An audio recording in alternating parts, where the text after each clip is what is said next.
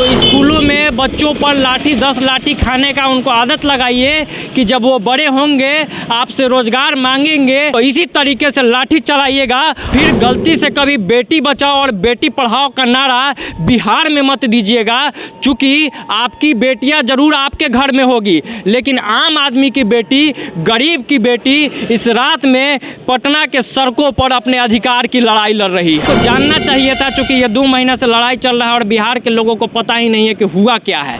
अगर ट्रेनिंग नहीं कर पाएंगे तो इन फ्यूचर कैसे कोई भी काम कर पाएंगे, कैसे हम सेवा प्रदान करेंगे? हम लोग के लिए सेफ नहीं है, बिल्कुल क्राइम एरिया। और कि 13 वर्षीय किशोरी से 4 युवकों ने किया गैंग रेप।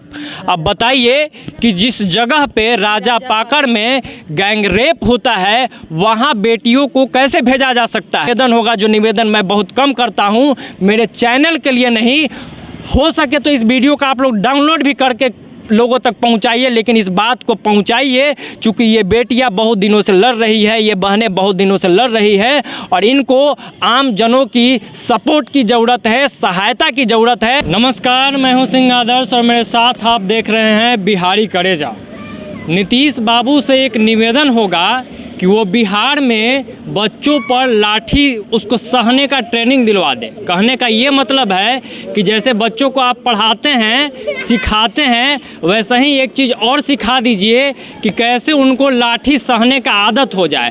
क्योंकि जब जीएनएम का कोई बच्ची आएगी, तैयारी करेगी और कॉलेज में एडमिशन कराएगी तो फिर आप लाठी चलवाइएगा ही। बीपीएससी का पेपर लीक हो जाएगा, बच्चे विरोध करेंगे तो लाठी चलवाइएगा ही। आरआरबी एनटीपीसी में गड़बड़ी हो जाएगा, परीक्षा में धांधली हो जाएगा, रिजल्ट में धांधली हो जाएगा तो फिर लाठी चलवाइएगा ही। कुल मिला के कोई ऐसा काम नहीं बचा है जिसमें आप लाठी नहीं चलवाते हैं। तो स्कूलों में बच्चों पर लाठी 10 लाठी खाने का उनको आदत लगाइए कि जब वो बड़े होंगे आपसे रोजगार मांगेंगे, आपसे हक मांगेंगे, अपनी हक की लड़ाई लड़ने का प्रयास करेंगे तो इसी तरीके से लाठी चलाइएगा। और जो यहाँ पे इस पोस्टर्स में आपको दिख रहे हैं उसी तरीके से घाव दे देना है, उसी तरीके से निशान दे देना है। और एक और चीज़ सिखाइएगा कि फिर गलती से कभी बेटी बचाओ और बेटी पढ़ाओ का नारा बिहार में मत दीजिएगा, चूँकि आपकी बेटियां जरूर आपके घर में होगी लेकिन आम आदमी की बेटी, गरीब की बेटी इस रात में पटना के सड़कों पर अपने अधिकार की लड़ाई लड़ रही है। तो एक बार फिर से कहेंगे कि शर्म करिए। और फिर बार मैं जो दोहराता हूँ ना कि बिहार का सबसे गंदा नाला ढूंढिए और उस नाला में जाके डूब मरिए। और इन लड़कियों के लिए कहेंगे तेरे सर पे ये आंचल बहुत खूब है लेकिन इस आंचल को परचम बना लेती तो बेहतर होता। हालांकि इन लड़कियों ने जज्बा का परिचय दिया है, जुनून का परिचय दिया है और उस आंचल को परचम बना के बिहार सरकार के खिलाफ में लड़ाई लड़ रही है और लगातार लड़ाई लड़ रही है। इसलिए इनके जज्बे को भी सलाम रहेगा। सुबह मैं जब यहाँ से वीडियो बना के गया तो कुछ लोगों का सवाल था कि भाई मुद्दा क्या है, हुआ क्या है। तो विस्तार से हालांकि आपको जानना चाहिए था, चूँकि ये 2 महीना से लड़ाई चल रहा है और बिहार के लोगों को पता ही नहीं है कि हुआ क्या है। तो हुआ क्या है तो आप लोगों को तो नहीं पता है, तो एक बार मैं पता करवा देता हूं, इन्हीं लोगों से पूछ लेता हूं। शुरू से मामला आप लोग जान लीजिएगा और दोबारा सवाल मत कीजिएगा कि हुआ क्या है। हो सके तो इन लोगों का हौसला बढ़ाने ऐसे ही गर्दनी बाग के सड़कों पे आ जाइएगा। वैसे तो मुझे पता है, मैंने कवर भी किया है, इस घटना में नाक भी तोड़वाया है, लेकिन लोग जो है वह जानना चाह रहे हैं कि पूरा मुद्दा क्या है, कैसे इस लड़ाई की शुरुआत हुई थी, क्या किया गया था आप लोगों के साथ। देखिए, जब हम एंट्रेंस दिए थे तो मेरा नामांकन पीएमसीएच में हुआ था। तो फिर 1 साल हम लोगों ने फर्स्ट ईयर कंप्लीट कर लिया। जैसे ही सेकेंड ईयर में आए तो हमारे प्रिंसिपल जो है वो बोली कि अब तुम लोगों को पीएमसीएच में नहीं रहना है, तुम लोगों को ट्रेनिंग भी और हॉस्टल भी राजा पाकड़ में मिलेगा, जो कि एक वैशाली जगह पे है, और वहाँ के सदर अस्पताल में तुमको काम करना पड़ेगा। तो मेरे साथ ये प्रॉब्लम है कि हम जब यहाँ पीएमसीएच के लिए अलॉट किए गए थे, वहाँ के मेडिकल कॉलेज के लिए अलॉट किए गए थे, फिर हम किसी सदर अस्पताल में काम क्यों करने जाएं, राजा पाकड़ में क्यों जाएं? तो ये मेरा प्रॉब्लम है, इसलिए हम राजा पाकड़ जाने का विरोध करते हैं। और चूँकि वहाँ सदर अस्पताल है, 30 बेड का है और पेशेंट बहुत कम रहता है। यहाँ भी सदर अस्पताल है और यहाँ पे 2 से 3 पेशेंट रहता है और हम लोग 200 स्टूडेंट है। चूँकि वहाँ का पहले से ही स्टूडेंट रहेगा तो फिर हम लोग कैसे सीखेंगे? अच्छा, एक बार हमको संख्या बता दीजिएगा कि कितने मतलब छात्राएं थी? कितने टोटल 200 छात्राएं हैं, जीएनएम में 200 छात्राएं हैं, सभी first year, second year, third year मिला के हैं। और वहाँ पे 30 बेड हैं और पेशेंट बहुत कम रहते हैं सदर अस्पताल में।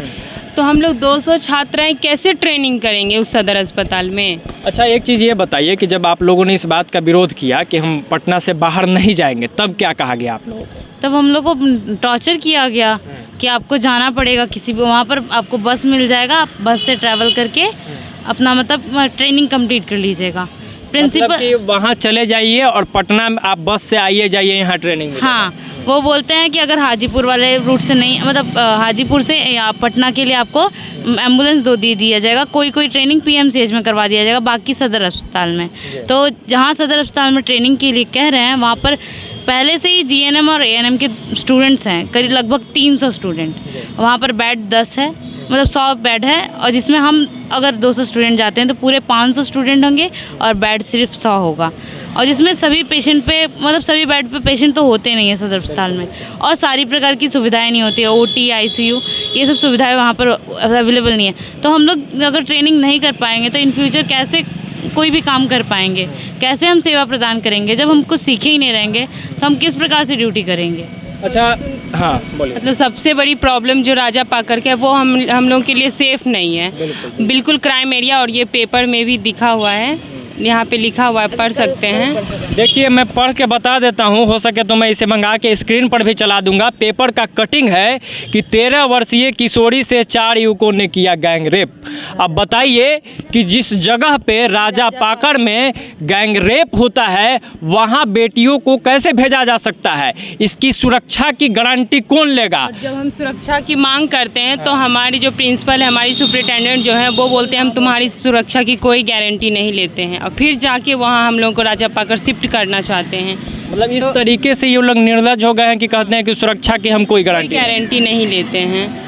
अब सोचिए, ये दुखद स्थिति है बिहार में। दम्भ भरते हैं नीतीश बाबू कि बेटियां यहाँ सुरक्षित है। अब कैसे सुरक्षित है कि आपके कॉलेज की प्रिंसिपल, जिस पीएमसीएच की बात आप कहते हैं कि world best medical college, world best hospital, तो एक ऐसा वर्ल्ड बेस्ट हॉस्पिटल है जहाँ की प्रिंसिपल कहती है बच्चियों को कि भाई हम सुरक्षित नहीं रख सकते हैं, तो डूब मरिए। खैर, और मैं जानना चाहूँगा कि लगभग कितने दिनों से आंदोलन पे है? हम लोग का ये 17वां दिन है।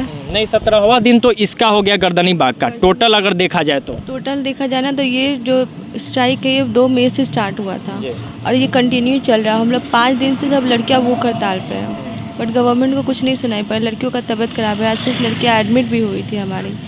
तो स्थिति ये है कि ये लोग 5-6 दिन से भूख हड़ताल पे है, 17 दिन से ये अनिश्चितकालीन हड़ताल चल रहा है, और लगभग 2 मई से लगातार धरना प्रदर्शन, जिसमें लाठीचार्ज भी हुआ था 6 मई को, उस पर एक अलग से वीडियो बनाएंगे।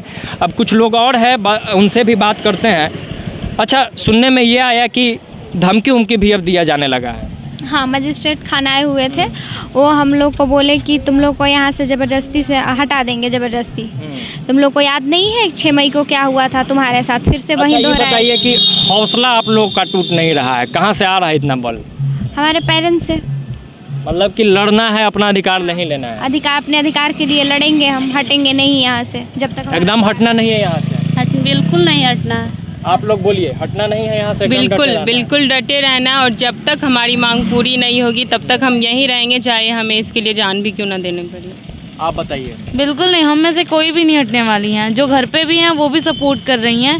बस ये है कि फैमिली अलाउ नहीं कर रहे हैं उनको आने को, नहीं तो कोई भी लड़की नहीं जाना चाहती, क्योंकि सभी जानती है कि वो जगह कैसा है, और जो भी जा रही है वहाँ हॉस्टल खुल चुका है, फिर भी मुश्किल से 10 लड़की भी नहीं पहुँची है, और हम लोग के साथ भी नहीं है। सोचिए, राजा पाकर जाने के लिए सब रेडी रहती तो अभी तक तो चल ही जाती सब।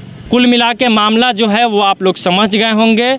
कुछ बड़ा मांग नहीं था, ऐसा इन लोगों ने नहीं कहा था कि हमारे हॉस्टल में एसी लगा दीजिए, हमको कूलर दे दीजिए, हमारे हॉस्टल में फ्रिज लगवा दीजिए। कोई बहुत बड़ा मांग नहीं था। इनका मांग ये था कि जब हमने पटना पीएमसीएच में एडमिशन लिया है, पटना में एडमिशन लिया है, तो पटना में ही हम रहेंगे, और पटना में ही आप कहीं हॉस्टल का व्यवस्था कर दीजिए। मान के चलिए आप बिल्डिंग बनवा रहे हैं, क्या करवा रहे हैं, उससे मतलब नहीं ना है।